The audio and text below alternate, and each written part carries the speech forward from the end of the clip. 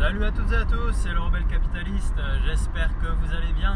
Aujourd'hui je voulais faire une vidéo sur la dynamique des phénomènes d'inflation, parce que les phénomènes d'inflation ce ne sont pas des coups de canif bien exécutés, directs, francs, nets et qu'on peut éventuellement réparer facilement. C'est vraiment des sales blessures, c'est quelque chose d'irrégulier, de pas net et qui permet aussi, qui laisse la possibilité de reflux, qui vous laisse penser que l'épisode d'inflation est derrière vous et que vous avez traité le mal le plus profond, alors que en fait la vague d'inflation la plus importante arrive. Alors d'ailleurs, avant de commencer, il me semble que la meilleure comparaison entre les vagues inflationnistes et des phénomènes physiques, c'est précisément les tsunamis. Je pense que vraiment l'expression vague inflationniste est la mieux à même de décrire ce qu'est véritablement une vague, ou plutôt les vagues inflationnistes, puisque dans un tsunami, c'est quelque chose d'extrêmement traître. Vous avez souvent les premières vagues qui sont des vagues un petit peu plus grosses que la moyenne classique, normale, et qui ne sont pas forcément très inquiétantes. Donc vous avez des premières vagues qui ne sont pas dangereuses, qui sont un peu grosses, mais sans plus, qui vous font juste retirer votre serviette de la plage. Mais bon, vous vous inquiétez pas plus que ça, et puis d'un coup vous avez la mer qui se retire, alors vous avez tendance à aller chercher la mer pour vous baigner, et du coup c'est à ce moment là que vous vous tapez la plus grosse vague sur la tête. Et cette grosse vague, il était très difficile de la prévoir, étant donné que voilà, vous avez un phénomène qui est non linéaire.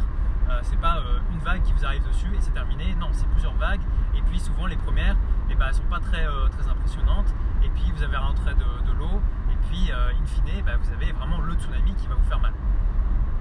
Il me semble que l'inflation fonctionne de la même façon, et donc je vous propose de faire une comparaison historique entre la dynamique des vagues inflationnistes dans les années 1970 et la dynamique que l'on connaît actuellement, parce que peut-être que l'histoire ne se répète pas, mais en tout cas elle rime très fortement. Il y a des similitudes, des ressemblances qui ressortent, et je me propose donc de vous les exposer le plus simplement possible, comme j'ai l'habitude de le faire.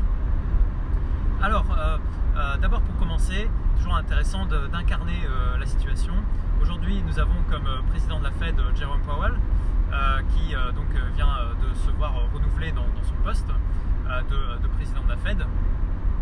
Et il me semble que Jerome Powell peut être largement comparé à un homme qui s'appelait Burns, qui était président de la Réserve fédérale américaine, de 1970 à 1978. Et que s'est-il passé avec Burns? Eh bien, Burns a, suite au choc pétrolier notamment, et évidemment à la création monétaire, au laxisme monétaire de l'époque, au début des années 70, nous avons eu cet épisode assez fort d'inflation qui s'est largement matérialisé en 1972. Et puis Burns a été assez attentiste, comme Jerome Powell actuellement. Il n'a pas voulu trop croire à une poussée inflationniste. Il a eu tendance à minimiser le problème, il a eu tendance à penser que ça allait se régler de soi-même, et puis in fine il a commencé un petit peu à augmenter les taux, mais pas tant que ça. Et donc en 1973, suite à quelques actions un petit peu plus vigoureuses que ce qu'il avait prévu de faire initialement, on a constaté que l'inflation commençait à reculer. En tout cas, l'indice des prix à la consommation commençait à reculer, le CPI. Le CPI, qui est Consumer Price Index, qui mesure le coût de la vie finalement aux États-Unis. Il a commencé suite à la flambée inflationniste des années 71-72 à reculer en 73 et 74. Et donc à ce moment-là, Burns s'est dit super, parfait, c'est bon, on a réglé le problème. On avait augmenté un petit peu les taux, mais pas trop, pour pas fragiliser le reste de l'économie. Et ça a suffi finalement. Notre économie est forte, ok, les prix de l'énergie ont augmenté, mais vous voyez, le CPI, le CPI, diminue en 73 et encore en 74. Et donc on a réglé le problème.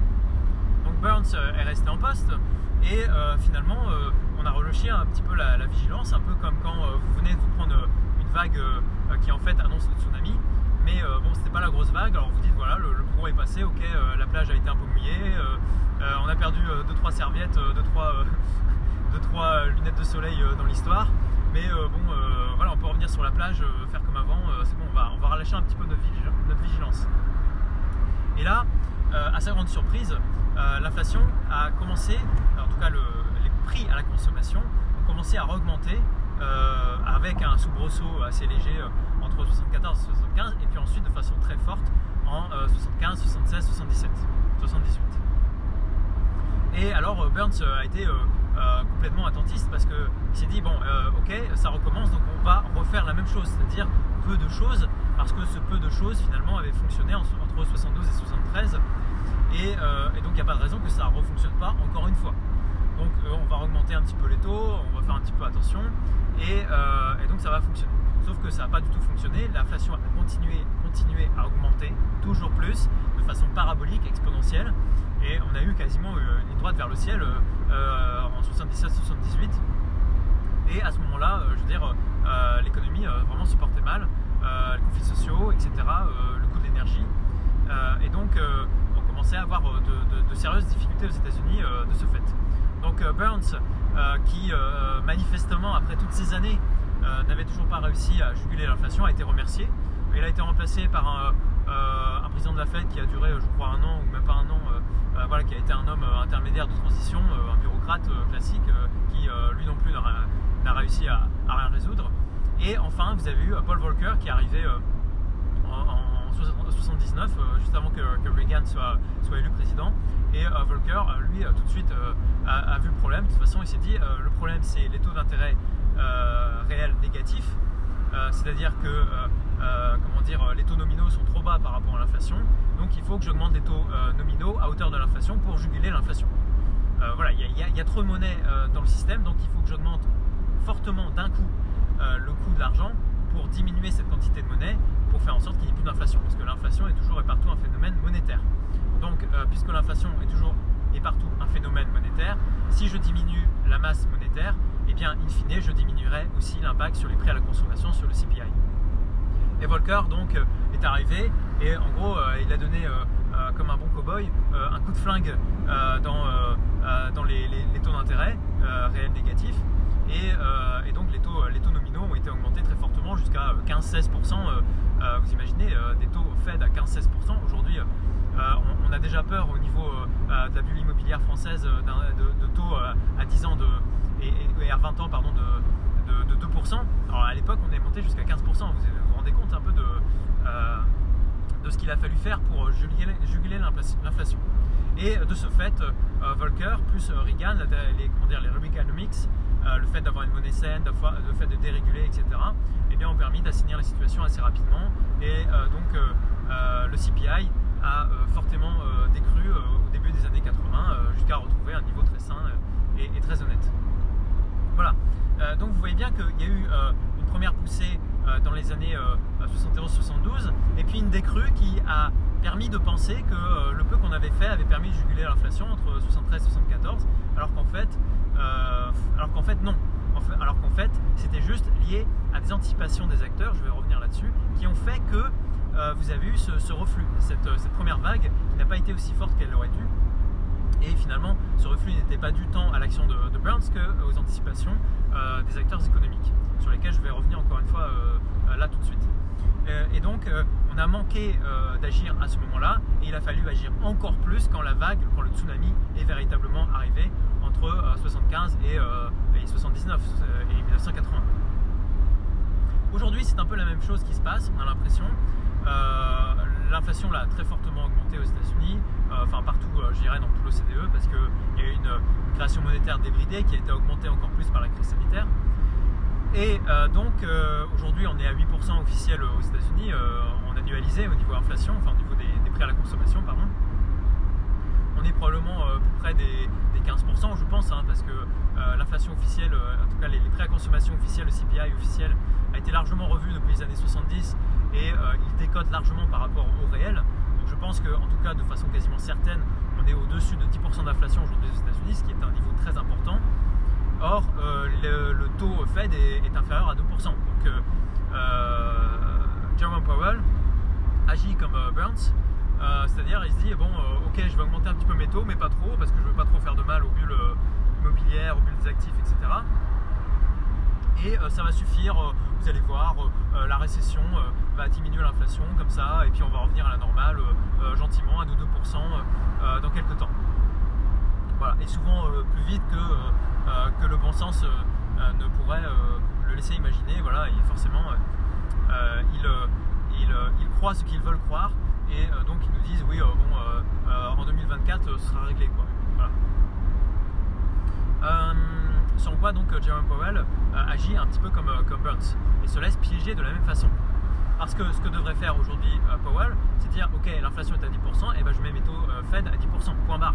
Et ok, on passe une mauvaise année, mais dans 18 mois on a réglé le problème. Ok, ce sera difficile, mais dans 18 mois on a réglé le problème, et dans 2 ans c'est bon, on s'est remis la tête à l'endroit. Les acteurs peuvent de nouveau investir, anticiper sur le futur. Ils ne sont pas complètement apeurés par l'inflation, par l'incertitude de l'évolution de l'inflation. Bref, je règle le problème, je suis le shérif dans la ville, j'envoie du plomb dans les taux réels négatifs, et puis je règle le problème une bonne fois pour toutes, quoi. C'est douloureux, mais c'est douloureux rapidement. Comme un chirurgien, j'opère vite, bien, précisément, et au moins le problème est réglé et on passe à autre chose. Au lieu de ça, voilà, on prend la thérapie, on ne sait pas trop quoi faire, on ne veut pas trop toucher, et puis donc on augmente légèrement les taux Fed, mais pas du tout suffisamment pour régler le problème d'inflation. Sauf que vous avez des anticipations d'acteurs qui vont, encore une fois, je pense, faire baisser l'indice des prix à la consommation comme dans les années 70, et donc Powell va penser que c'est son action qui a amené à la baisse des prix à la consommation, alors que en fait son action n'y sera quasiment pour rien, et qu'en fait c'est l'anticipation de certains acteurs économiques sur la base de 2 phénomènes, je dirais microéconomiques, que je vais vous détailler tout de suite, qui auront permis cette désinflation temporaire, qui auront permis finalement de juguler cette première vague que l'on connaît, je dirais depuis 2020-2021, et qui là augmente très fortement depuis, excusez-moi, je double, voilà, depuis 2022. Alors que se passe-t-il? Il y a 2 phénomènes. Il y a un premier phénomène qui s'appelle, qui est un phénomène logistique, qui s'appelle le bullwhip effect, qui consiste en fait en des anticipations des fournisseurs. C'est-à-dire que les fournisseurs se disent oulala, les prix vont augmenter, on n'est pas sûr du lendemain, etc. Et puis on se rend compte qu'il y a des, en fait, avec l'augmentation des prix, il y a les anticipations des consommateurs, les anticipations des consommateurs sont modifiées. Les consommateurs vont se mettre à acheter fortement des produits dont on se doute qu'ils vont commencer à être en pénurie. Et donc on a des pénuries. Et donc on se dit au niveau des fournisseurs, purée, pour éviter toutes ces ruptures logistiques, toutes ces ruptures de chaîne, eh ben, on va fournir un petit peu plus que nécessaire. Donc là où il fallait fournir 100 de matières premières pour mon producteur, pour que in fine mon producteur puisse fournir 100 aux consommateurs, et ben j'anticipe les ruptures logistiques, j'anticipe les pénuries, j'anticipe les problèmes, et donc au lieu de fournir 100, moi fournisseur, au début de la chaîne, je vais fournir 110, juste par sécurité. Je peux le faire, j'ai de quoi faire, voilà, je vais juste travailler un petit peu plus que d'habitude, en plus ça va fournir mon carnet de commandes, je vais me sécuriser un petit peu au niveau psychologique, au niveau de mes anticipations, de mes investissements. Donc je vais donner un petit peu plus à mon producteur en tant que fournisseur, et comme ça, s'il y a des problèmes de rupture, etc., forcément avec plus de stock, on va pouvoir y répondre plus facilement, et on va peut-être pouvoir passer ce cap des ruptures logistiques. Sauf que c'est très bien, mais sauf que le problème c'est que évidemment vous avez rarement un seul fournisseur pour un producteur, donc vous avez une multitude de matières premières, vous avez une multitude de fournisseurs pour synthétiser un seul produit au final. Et donc si tous les fournisseurs de la chaîne commencent à agir de cette façon, eh bien vous avez un surstockage massif. Vous avez un surstockage massif, c'est ce qu'on appelle le bullwhip effect, c'est-à-dire un coup de fouet, un retour de fouet, un effet de retour de fouet. Je ne sais pas comment dire en français, c'est pas très beau, mais c'est l'idée, quoi. C'est vous dites, il va y avoir des pénuries, et donc pour anticiper ces pénuries, vous allez surfournir. Et en surfournissant, eh bien évidemment, vous créez une sur-offre temporaire, localisée, mais elle est quand même là, votre sur-offre, par rapport à la demande qui, elle, finalement, n'a pas tant que ça bougé. En tout cas, pas au point où vous avez surfourni des matières premières, des produits et le produit final. Donc ça va avoir un effet déflationniste. Vous allez avoir plus de produits pour une demande relativement stable ou peut-être légèrement en hausse, mais en tout cas votre hausse de la production va être nettement plus importante que la hausse de la demande. Et donc ça va avoir un effet déflationniste, ça va avoir tendance à diminuer tout simplement les prix à la consommation. Vous avez ce premier effet qui est contre-intuitif finalement et qui va avoir tendance à diminuer après la première poussée inflationniste, justement cette première poussée des prix à la consommation. Ça va avoir tendance à tempérer de façon ponctuelle, mais quand même. Et vous avez une deuxième chose, c'est que comment dire, vous allez au niveau des retailers, de ceux donc, qui vont distribuer les produits, ils vont avoir tendance à déstocker. Massivement, et donc c'est ce qu'on constate. Je vous mettrai dans la description de cette vidéo un article de CNN qui explique que aujourd'hui vous avez énormément de promotions en fait dans la grande distribution qui propose donc de liquider les produits avec de grosses promotions pour les consommateurs. Alors pourquoi les distributeurs font ça? Eh bien bon, ça paraît encore très contre-intuitif.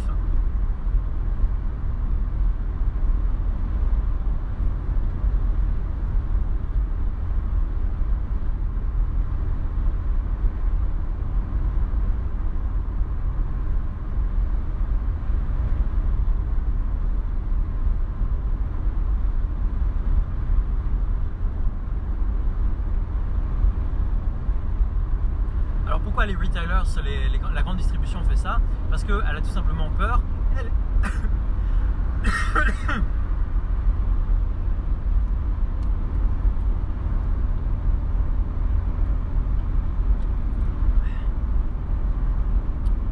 Alors pourquoi la grande distribution fait ça? Tout simplement parce qu'elle aussi, elle anticipe les choses. Et elle anticipe qu'il va y avoir une récession, c'est-à-dire qu'il va y avoir une baisse de la demande. Inflation, donc les prix augmentent, donc les gens vont moins consommer, donc on risque de se retrouver avec des stocks sur les bras. D'autant plus que vos fournisseurs ont eu tendance à vous presser pour acheter plus de stocks, etc. Donc vous vous dites, il faut que je liquide mon stock parce que je ne sais pas de quoi demain va être fait. Et si je me retrouve avec des stocks qui ne veulent plus partir, je vais avoir des invendus, je vais avoir des impayés, je vais perdre de l'argent. Et donc aujourd'hui, vous avez donc la grande distribution qui liquide vraiment, qui fait beaucoup de promotions. Et donc évidemment, ça a aussi un effet déflationniste. Ça a tendance à baisser les prix. Les consommateurs vont acheter les promotions, etc. Donc au niveau du CPI, des indices prix à la consommation, ça va avoir tendance à faire baisser ces indices. Et donc vous avez un double effet déflationniste, avec ces grosses promotions des retailers, de la grande distribution, des distributeurs, et en plus ce bullwhip effect de la part des fournisseurs. Alors c'est complètement, je dirais, contre-intuitif et ça l'est. En effet, c'est irrationnel parce que les fournisseurs devraient garder précieusement leurs matières premières qui vont inflater, qui vont augmenter en prix, au lieu de les liquider, de les envoyer comme ça à tort à travers au niveau des producteurs. Et ensuite, les distributeurs, eux, devraient garder leur stock parce que leur stock va gagner de la valeur avec l'inflation. Ils devraient garder leur stock et vendre les produits au même prix qu'avant, à 100%. En tout cas, tous les stocks qui leur permettent de durer un petit peu, tous les biens qui sont non périssables ou qui périssent pas très rapidement, il ferait mieux de les garder pour les vendre à 100%. Au lieu de ça, en gros, ils se déshabillent complètement, ils se mettent à poil et ils vont se retrouver donc avoir bradé des stocks qui valaient leur pesant d'or, on va dire, pour in fine, avec des fournisseurs qui, une fois, auront fini leur bullwhip effect et qui auront compris que l'inflation, elle est là pour rester, elle est là pour des années, et qui vont commencer à se dire, oulala, moi mes matières premières, tout ce que je fournis, il va falloir que je fasse attention parce que ça prend de la valeur sans arrêt, et donc au lieu de mettre le paquet au début de la vague d'inflation pour ensuite être un peu rincé et puis pouvoir fournir quand l'inflation va fortement augmenter, il faut que je fasse l'inverse, il faut que je fournisse juste au fil de l'eau aujourd'hui, parce que de toute façon les prix vont augmenter, et moi il faut que je me garde une marge de sécurité quand les prix auront fortement augmenté et que je fournisse à ce moment-là un petit peu plus. Voilà. Donc finalement les acteurs actuellement se disent que ok, l'inflation c'est un problème, que ça existe, mais que ça ne va pas durer. Et donc, ils font des anticipations sur cette idée que l'inflation ne va pas durer. Et de ce fait, c'est une prophétie autoréalisatrice puisqu'ils provoquent par leur surréaction, par leur irrationalité, leurs anticipations qui sont ancrées de façon irrationnelle et qui négligent le fait que l'inflation est effectivement là pour rester, eh bien, ils créent de fait, par leurs actions, une déflation temporaire. Voilà. Et ce qui, in fine, fait penser à Powell que c'est un king qui a tout compris, que finalement il a eu raison de ne pas surréagir sur les taux d'intérêt, pas trop les augmenter rapidement, et donc voilà que sa petite action peu courageuse et peu sensée a suffi à régler le problème de l'inflation, alors que pas du tout. Et donc il ne m'étonnerait pas, je ne serais pas étonné si dans les 6 mois qui viennent on ait un épisode déflationniste comme on a connu en 73 par exemple, qui fasse dire donc à la Fed que le problème est réglé, qui fasse dire au marché que ça sert à rien de se blinder en or, en pétrole, etc. puisque vous voyez l'inflation diminue, donc ça va faire dire au marché bah, très bien, on continue comme avant, on va acheter du Google, du Facebook, on va acheter des entreprises qui ne génèrent pas de revenus, qui une fois sur 100 ont des chiffres d'affaires convenables, voilà, on va continuer comme ce qu'on fait depuis 20 ans, c'était facile, on achetait Facebook machin et puis ça montait et puis terminé quoi. On n'avait pas beaucoup à réfléchir, voilà, on va acheter des cryptos, des bêtises comme ça, des actifs pourris comme ça et donc ça va marcher. Et donc c'est possible que dans les 6 mois qui viennent on ait de façon contre-intuitive une baisse de l'inflation alors que la création monétaire continue, enfin qu'on ait une baisse des prix à la consommation, parce que vous savez que l'inflation, encore une fois, c'est un phénomène monétaire, il y a une différence entre l'inflation et les prix à la consommation. C'est l'inflation qui provoque l'augmentation des prix à la consommation.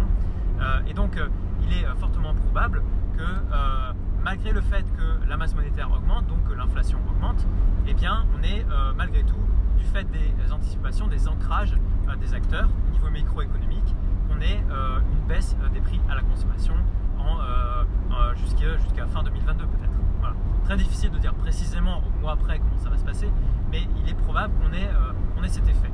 Alors je pense cependant que nous n'aurons pas une évolution comme je vous montre donc dans le graphique aussi nette, aussi précise, aussi ciselée je dirais que dans les années 70. Je pense que ça va être un peu plus dégueulasse pour parler clairement.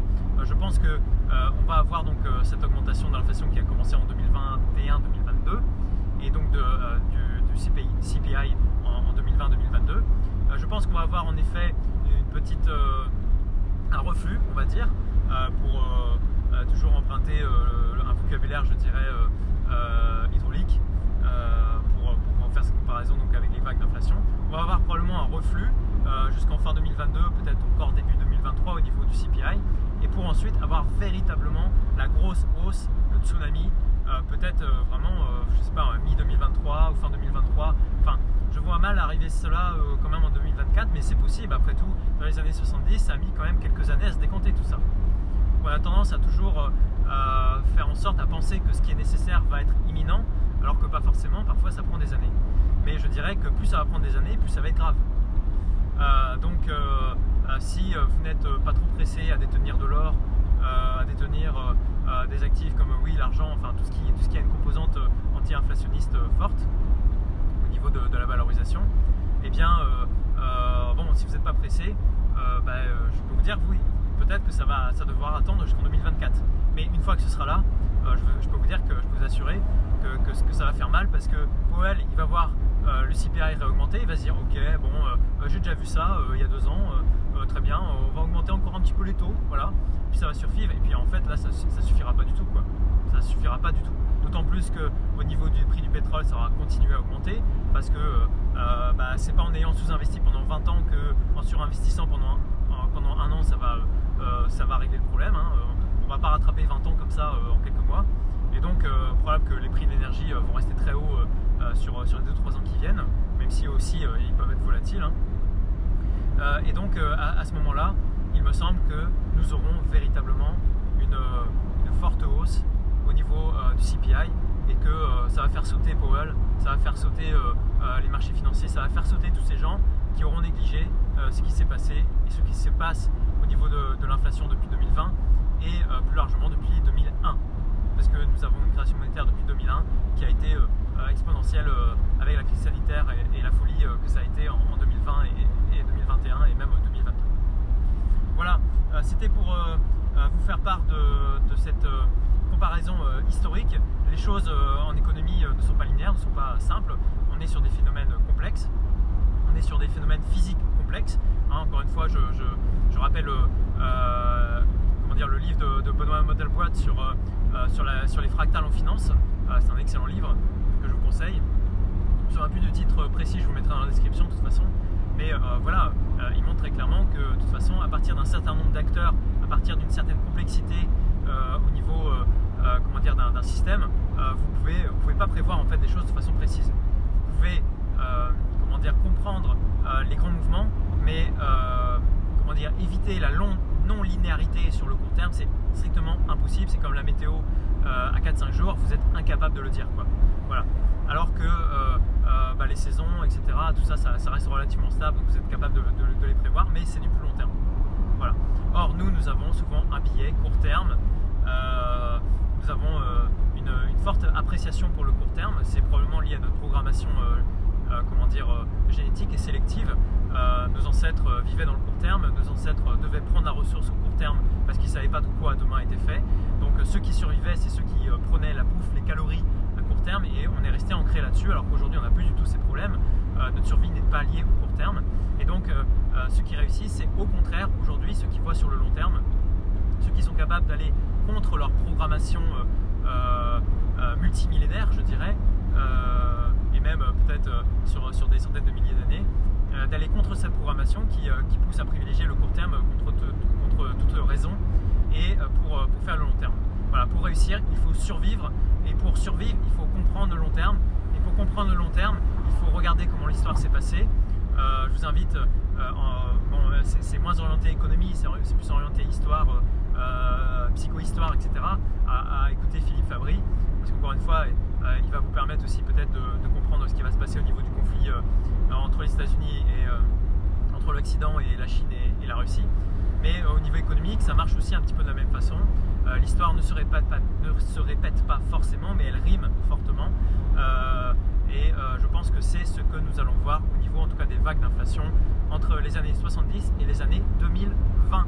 Voilà, je vous souhaite une excellente journée. C'était le Rebelle Capitaliste. N'hésitez pas à liker, allez voir mon Twitter que j'ai créé assez récemment.